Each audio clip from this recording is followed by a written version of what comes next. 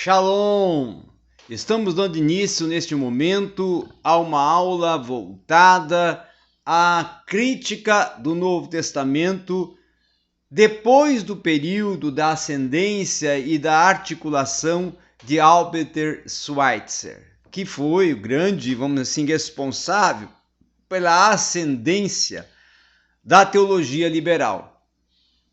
Albert Schweitzer, até inclusive, que é o autor da obra do Jesus Histórico, né? Que promoveu e causou um impacto dentro da esfera religiosa e teológica na Alemanha, na Europa, propondo aí uma ascendência, não é? Propulsora dentro da teologia liberal. O que nós temos também que começar a pensar e considerar que no período pós-guerra, a teologia liberal vai começar a ser confrontada também. E vai surgir em 1913 a importante e emblemática neo-ortodoxia, que é uma teologia proposta e uma visão teológica proposta pelo teólogo suíço Karl Barth. Karl Barth, que em Berlim começa a discorrer e a desenvolver as suas preleções teológicas e começa, claro, a refutar e contrapor a teologia liberal, propondo aí um início de uma neo-ortodoxia e também mais tarde de um nascimento, a partir da neo-ortodoxia, em paralelo com ela, de uma teologia também encabeçada por Karl Barth, que é a teologia dialética. Nós temos também que considerar, dentro dessa visão e acontecimento de mudanças de pensamento e proposta teológica que está acontecendo, que dentro desse ambiente de discussão, ambiente de contraposição teológica, de novas visões e cosmovisões teológicas surgindo com a pessoa de Barth, que pós o período guerra, a Germânia, a Alemanha, por estar sendo a nação que nela sobreveio um grande caos pós-guerra, não é? Um grande caos não só social, econômico, mas também, vamos dizer assim, até cultural, não é? Porque vai influenciar quando há uma queda social e econômica, a cultura também fica afetada, tá? As articulações acadêmicas também ficam afetadas. E claro que os efeitos que vão causando na vida social vai influenciando o povo, a polis. E com isso começa também a ascender o pensamento e a teologia já com uma proporção também apocalíptica. Então o pensamento apocalíptico aí também começa a ser acendido e discutido. E aí começa-se a ter uma ascendência também a Johann Weiss e até o Albert Schweitzer também, que volta à tona, porque ele prepara o caminho, ele já vai nos seus escritos articular o caminho que após 1919 vai se tornar efetivo e começa a fazer o sentido de uma proposta de uma literatura apocalíptica. Com essa questão de uma proposição de uma literatura apocalíptica, fora da Alemanha, já vai surgindo também o impacto da neo-ortodoxia. Não só no âmbito homogêneo, onde a neo-ortodoxia vem a dominar, mas também, sobretudo, no mundo de fala inglesa também, a neo-ortodoxia vai ter a sua influência. Então podemos dizer que ela começa a ter um domínio na Europa, na Alemanha e na Inglaterra, que seriam dois polos ascendentes da construção do pensamento teológico e da teologia. Com todo esse contexto, que nós temos que considerar que o pragmatismo anglo-saxão, que também vai resistir mais tarde a esse contexto proposto do pensamento teológico pós-guerra, a neo-ortodoxia ser também um momento em que vai causar aí, dentro desse pragmatismo anglo-saxão, um certo conflito existencial, tá? Um certo conflito no pensamento, um certo conflito até na construção das articulações, porque a neo-ortodoxia, ela que era, sobretudo, não só uma teologia, um pensamento, mas também um movimento, tá? Um movimento neo-ortodoxo e um movimento filosófico. E esse movimento filosófico, a neo-ortodoxia, ele vai estar enraizado dentro da teologia sistemática. Teologia sistemática essa que nunca havia sido ainda um atrativo na mente, vamos dizer assim, inglesa, somente na Escócia, e com a inserção da neo-ortodoxia, começa a ser valorizada, começa a ser observada e começa a atrair um certo destaque e uma certa busca por se estudar, se discorrer, se trabalhar uma abordagem na área da sistemática. Até esse momento, até num certo ponto, vamos dizer assim, não só na Escócia, como também nos Estados Unidos, alguns avanços começam a surgir da sistemática. Por quê? Porque a grande contribuição principal até esse momento era da teologia bíblica. Teologia bíblica essa que vai ter aí na pessoa de Gubler, vai ter na pessoa de William Hansen, vai ter na pessoa também do próprio Johann Weiss, como seus grandes propositores, tá? E até, em alguns sentidos, a teologia bíblica, que era considerado um movimento teológico que tinha mais coesão interna, ele começa também a ser confrontado, porque arqueólogos e não teólogos, na verdade, os que desempenhavam o trabalho da teologia bíblica, principalmente com a proposta de desenvolver mais um diálogo histórico, arqueológico, para essa construção, para essa propensão e expansão do diálogo, da promulgação e das palestras e das articulações da teologia bíblica.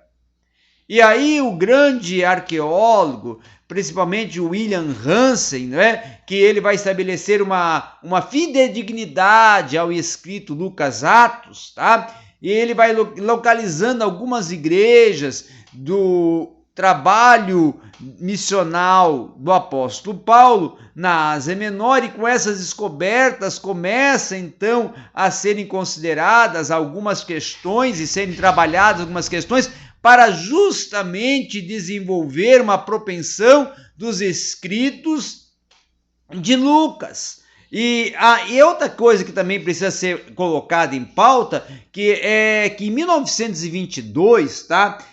Com uma perspectiva até um pouco conservadora, Paul Bilberg vai publicar um comentário de volumes do Novo Testamento que vão ser fontes da literatura mitrástica, tá?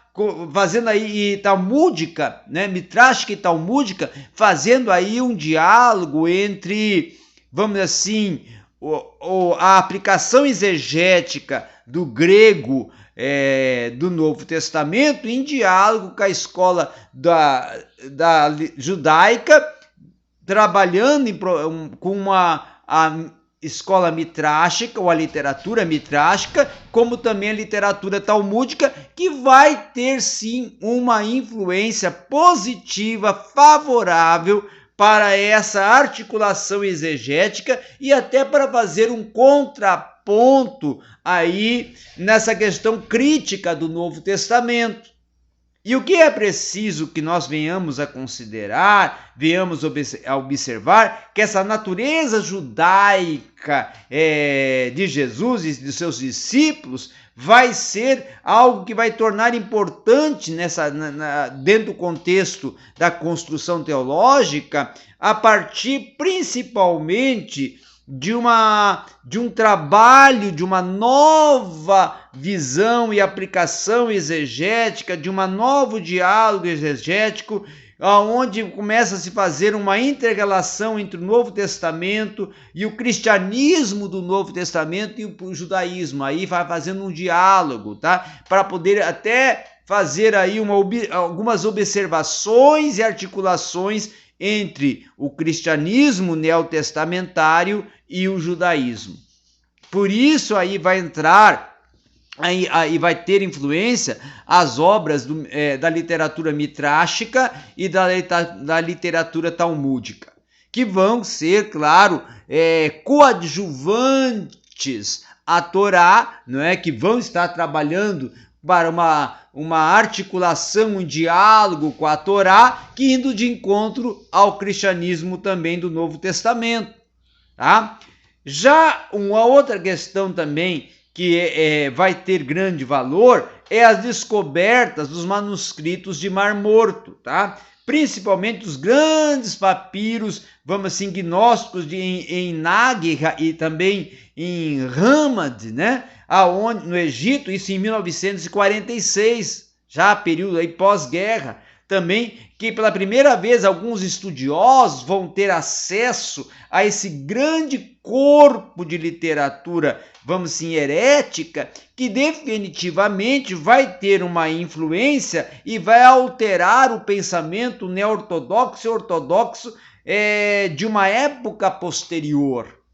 Uma outra questão também importante é que quando começam-se os debates, as epístolas do Novo Testamento, principalmente, começa-se a trabalhar com maior efervescência a questão do combate às tendências e às posições gnósticas, feita principalmente pelas epístolas de João e algumas epístolas paulinas, aonde alguns estudiosos do Novo Testamento vão ter todo um acervo de material para visualizar, para poder estudar todo o desenvolvimento da literatura gnóstica e vamos dizer assim, o que ela veio a causar de influência e de tendência numa construção de oposição ao cristianismo neotestamentário. Tá? Uma outra questão também é se pensar que a crítica literária moderna ela começou a deixar sua marca justamente dentro dos estudos bíblicos teológicos, tá? Principalmente na questão da construção de exegeses, construção de comentários, de literaturas voltada principalmente a essa partícula da construção de uma divisão da teologia bíblica, da teologia canônica, voltada principalmente a uma análise distinta de alguns livros e algumas epístolas do Novo Testamento, agora saindo um pouco da questão evangelho, saindo um pouco da questão biografia de Cristo, para ir de encontro às epístolas e aí surgir comentários distintos da linha neo-ortodoxa, da linha dialética, neoconservadora e conservadora dentro de comentários teológicos bíblicos, e aí alguns estudos bíblicos distintos, alguns temas sistemáticos também sendo trabalhados. Com isso, nós vamos ver também a questão muito exitosa até de alguns debates que vão começar a ser acendidos, não é? Concernente a algumas propostas também de alguns temas que são trabalhados nas epístolas, tá? E ao mesmo tempo também busca-se revitalizar a discussão do Jesus histórico, como uma continuidade e de atrair uma atenção dos estudiosos a críticas propostas por Schweitzer, tá? Que vão abordar, principalmente no século XIX, questões da mitologia do Evangelho, o mito dentro do Evangelho, que vai causar aí nascimento de outras obras teológicas e outras discussões teológicas a partir da também participação do teólogo alemão Rudolf Bultmann, tá? Que vai trabalhar também com a questão da dismitologia do Novo Testamento.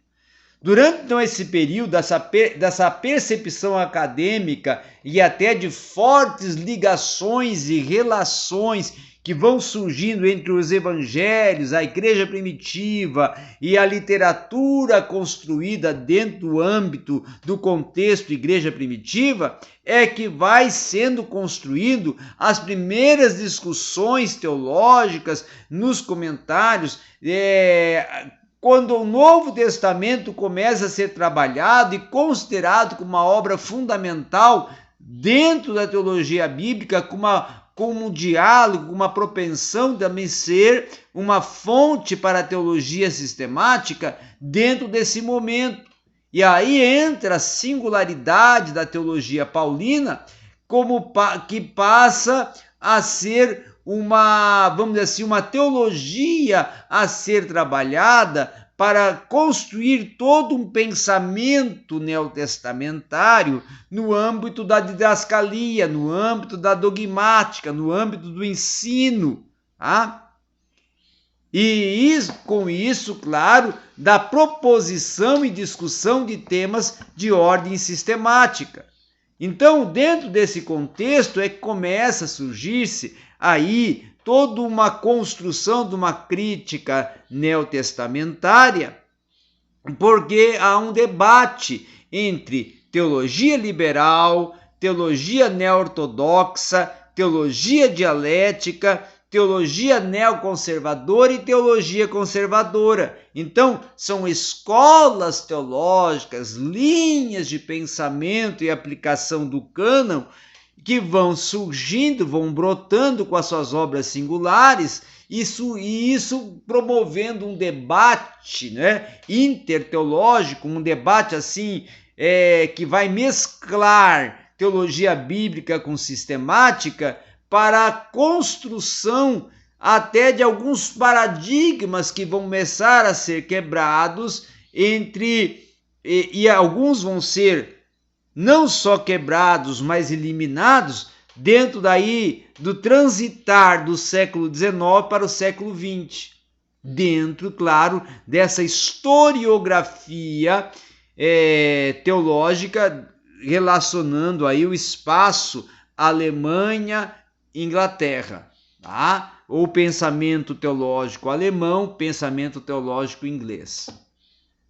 Com isso, nós vamos ver que teólogos como Karl Barth, Rudolf Bultmann, Albert Schweitzer, mais tarde também teólogos da sistemática como Albert von Harnack, como também o próprio Paul Tillich, que é até um pouco anterior, eles vão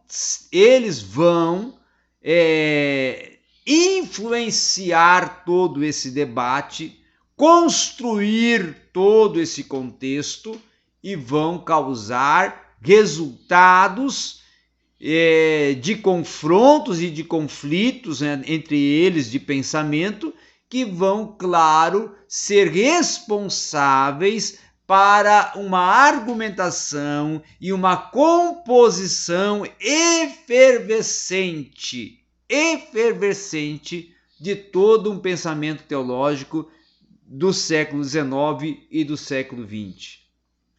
Século XIX tendo aí a influência de uma teologia liberal, de uma teologia também neo-ortodoxa, teologia dialética, e depois entrando aí um conflito também entre a teologia neoconservadora e conservadora.